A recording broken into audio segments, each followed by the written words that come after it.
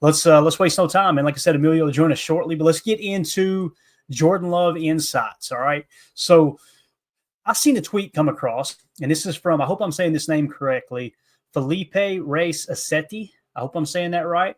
Tweeted this out. Make sure you go give him a follow at ACETI_FELIPE. So at Acetti_Felipe, I think is how you say it. So this is cool. He says Jordan Love's 3.5% turnover-worthy play rate while facing pressure is the second lowest rate for a Packers quarterback in the last 10 seasons. Think about that. All right. And again, this tweet was it was tweeted out, or X was posted out on January the 2nd of this year. Okay. So this is legit from last season. Minimum 50 dropbacks. Okay. Jordan Love's 3.5% turnover-worthy play rate while facing pressure. So again, pressure in his face, okay, whether or not he makes a turnover-worthy play or not, all right, 3.5%, the second lowest rate for a Packers quarterback in the last 10 seasons. The only one with a lower turnover-worthy play rate was 2018 Aaron Rodgers at 2%. Pretty wild. Again, minimum of 50 dropbacks. So you're probably saying, well, Clayton, man, how do you have 11 interceptions, right? I think he might have had a fumble or two as well. I'm not 100% sure. Well, when I look at those plays, there's a handful of them, very, very minimal, in my opinion. And I'm not saying I'm right and anyone else is wrong. But in my opinion, there's a handful of those plays where it's like, you got to take a shot here, man. You got to try to make something happen. Like the one that comes to mind is the Philly game, the playoffs, where he takes the deep shot to Dontavion Wicks. Cornerback's got his back to the ball, gives Wicks a shot. Nothing else was really working for offense. As you guys know, the defense kind of held their own. The offense struggled in that playoff game, obviously with the offensive line becoming banged up as the game went on. But like that play, I don't chalk that up as a negative play. That's giving your guy a shot to go make a play. And the cornerback made one hell of a play. And if anything, I give an extra negative mark, not to pile on, but Dontavion Wicks not turning into a DB and batting that ball down, right? Just kind of let the cornerback make a play as the cornerback swiveled his head around at the last second and just made a heck of a play. So you got a couple of those, but don't get me wrong. There were several times where Jordan was just trying to do too much. And I don't want to continue to use this as an excuse, but in some of those plays, you could see, man, if Jordan was healthy, if Jordan had two healthy legs, and also he dealt with the nerve issue, I think, where he hit his elbow on a helmet, I believe it was, and he lost feeling in some of his fingers a little later in the season. There was at least one or two games that affected. He also had the groin injury, which I think was a byproduct of having to wear the brace for the knee injury he sustained in week 1. I say all that because it doesn't mean Jordan would have played perfect. And I'm not going to sit here and try to pretend like Jordan would have went back to the back half of 2023 where he was just absolutely dominant. Literally a 9-game run that not even Aaron Rodgers ever did in Green Bay. That's wild to think about, statistically speaking. And again, half a season don't win you a Lombardi, right? You got to put the whole thing together. But the more time that goes by, and I've said all along here this year, Jordan Love's franchise quarterback. I believe that. I've heard enough people that I respect that's been around the game, whether they're former general managers, former coaches, people who coach now, former players. They go, that kid's, he's got it. He's a dude. So I think he's a franchise quarterback. However, the more we dive into the offseason, we see numbers like this from Felipe and some of the others we're going to get into a little bit. I'm more convinced now than I was at the end of the year that, yeah, Jordan's a dude. Jordan's a dude. And I think what we'll get is, I think we'll get away from that 11 interception season. And it may not be much. It might be 9. He may cut it down to 9. He may cut it down to 7, right? If he cuts it down to 7 and he flirts with 40 touchdowns on the year, he's going to be an MVP candidate. Whether he'll win it or not, who cares, right? I'm more interested in the Lombardi, but simply saying, I think he can clean that up. I think he can get that a little bit closer to the back half of 2023. And you take that with the receivers, hopefully, doing a better job of catching and securing the ball, right? I think you're going to put yourself in a position to be great this year. I really do. So I'm a believer in Jordan. I really am. Now, 12th in passer rating. Again, I'm running all these numbers through the filter of, this dude was basically playing on one leg, all year long. And I know there's some people that still kind of beat that drum and say, well, he was healthy by then. He was never healthy all year long. You could see him limping down the stretch of the final few games of the season as well. But he finished 12th in passer rating at 96.7. All right. Now, you guys know all along, I've kind of said too that I feel like he's top 15. I don't feel comfortable after last year, just slam dunk, lock, he's a top 10 quarterback.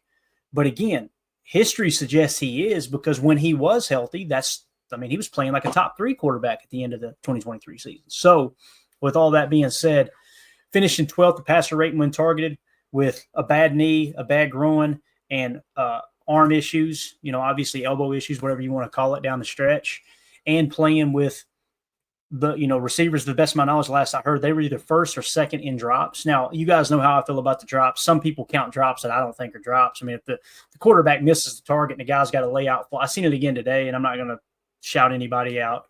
I'm going to try to stay calm today after we went off on ESPN Milwaukee yesterday and embarrassed myself.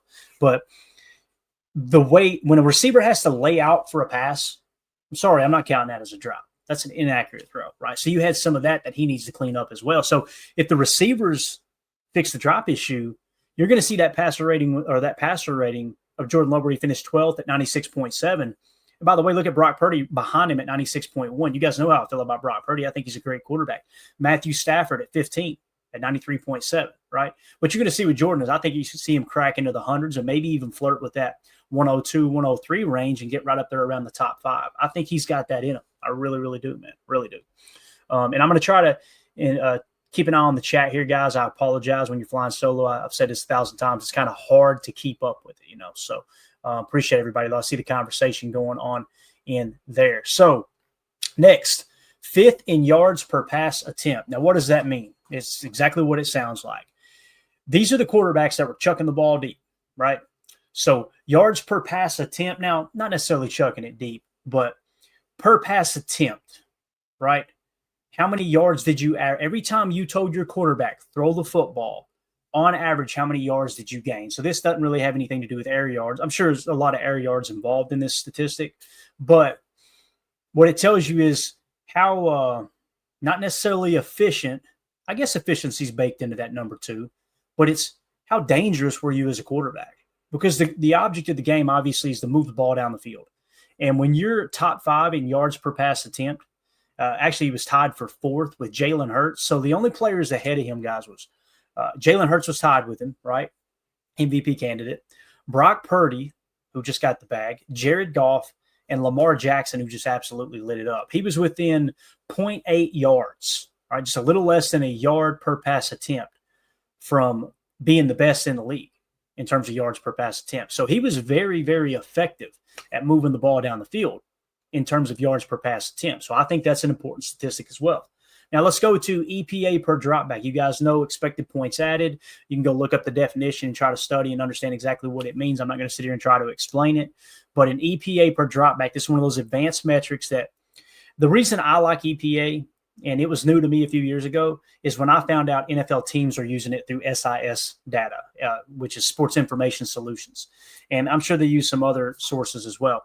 But EPA is kind of that new thing that teams are really focused on because it tries to put everything on a level grading scale and really shows you how effective a player was or how ineffective a player was. So Jordan Love finished 13th at a positive 0.07 EPA per dropback. Guys, what that means is he was better than most, right? Like when you finish 13th in this metric today, in last season in 2024, that's telling me, okay, you're borderline top 10. The players above him, Justin Herbert, Derek Carr, Joe Burrow, Patrick Mahomes, Jalen Hurts, Brock Purdy, Jaden Daniels, Baker Mayfield, Tua Tagovailoa, Josh Allen, Jared Goff, Lamar Jackson. You know what all those quarterbacks have in common?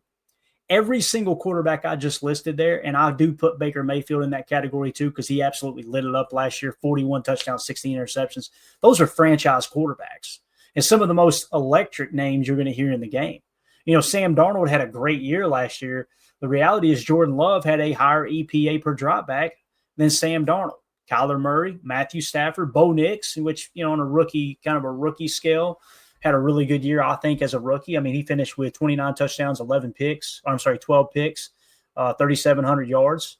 But Jordan Love, again, on one leg, well, with the bad knee, the bad groin, and the throwing arm, still finished at a plus 0.07, 13th in EPA per dropback. So diving into it again, like I said, I don't feel comfortable based off what we've seen last year saying he's a slam dunk top 10. If you make that argument, I can understand where you're coming from. I get it. But healthy, I think he's going to be closer to top 5. I really do. Moving along, deep pass attempt percentage. This was the number I was trying to get to a while ago when I was talking about this. So think about his completion percentage and his passer rating, right? All that stuff. His completion percentage was down a little bit. I think it was at 63.1%. Now, let me put that into perspective. Some people see 63% and they go, that's horrible, right? Look at Anthony Richardson at 47.7%. And he's the only quarterback that had a higher deep pass percentage than Jordan Love. Why do I mention that? Guys, he completed 63% of his passes while throwing 14.4% of the time he was throwing deep balls. So think about that. If he was just dink and dunk, whatever you call it, check down Charlie, like some of the, a good chunk of the offenses are in the NFL, there's no doubt in my mind his completion percentage would have been up there around 67, 68%. But the fact that he had 14.4% of his throws deep and still finished with a 63.1 completion percentage, that's where you kind of got to slow down and go, hey, all right. He must have been pretty darn effective. Now, who's to blame for those deep percentages? As if it's a bad thing when they connect, it's the greatest thing in the world. But when you don't succeed, we as fans are always complaining. But with the deep percentage, yeah, Matt LaFleur likes to be aggressive, but I got Emilio joining me now. We broke down the tape all year last year. Chalk Talks out there every single game. And there were several times where I remember saying, man, you got to check it down here. Look at this right here, guys. He got to the check down late and then decided to chuck it deep, right? Those are things that over time with more snaps being the starter, now this will be his third year under his belt, right? Going into his third year, I should say, as a starter. You're going to get better at that stuff. That's one of the few knocks I have on Jordan Love where I go, need to work on that. Got to get to the answer to the question a lot sooner and find those check downs when you don't feel comfortable taking those deep shots. But, right. Amelia, I don't know how much you heard of what we just covered. I can scroll back up or what have you. Want to get your take on this, though, for sure. I'm just kind of pointing out some stats that a lot of times people don't mention. And for me, they're important, man. Just a quick little recap. 12th in passer rating. He was 5th in yards per pass attempt. You guys know how I feel about that. Big stat there. 13th in EPA per drop back, right?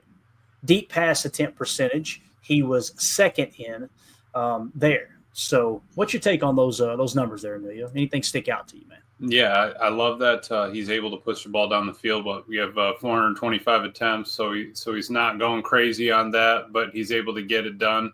Drop percentage, 2nd highest, right? Anthony Richardson, tough. We watched that happen. He's kind of just chucking it up there to Pierce and hoping for something to happen, right? So I like that Matt can kind of scheme some of that. I love that he's right next to Josh Allen, another, staple quarterback. Bills fans live off of Josh Allen. So the fact that Jordan's up there with him, I love that. And really the fact that he's closing in on the top 10. We talked about it last year. Like he just never got the respect, but CJ Stroud was like the best quarterback ever, right? CJ Stroud was going to be a top 10. CJ had a bad second year. And then, let's start talking about maybe Jordan Love could be that next top 10. It's just like he didn't get the respect then. Now he's starting to get a little bit of it, but I love that he's able to still move the ball down with the injuries. Didn't really make any complaints about it. Not like it's Matt's fault. Not like he'd be putting it on himself if there was any issues, right? Even if there was an injury, whatever, bad pass, that was on me. I should have made it easier for him to catch it, kind of thing. That's all we want in a leader and a quarterback. Yeah, completely agree. So again, man, my conclusion here, and it's funny you mentioned Anthony Richardson chucking up to Alec Pierce. Guys, Alec Pierce was the only wide receiver in the NFL that had a higher, with the minimal snaps, obviously, or attempts, I should say. He's the only receiver that had a higher yard per reception than Christian Watson. Christian Watson finished with a 21.4 yards per reception. And Alec Pierce, I think, finished at like 22.3 or somewhere around that range. So, like you said, compare his deep percentage throws, right? So what I'm saying is like Anthony Richardson threw it basically 6% more deep than Jordan, yet Christian Watson was right on the heels of Alec Pierce. Right.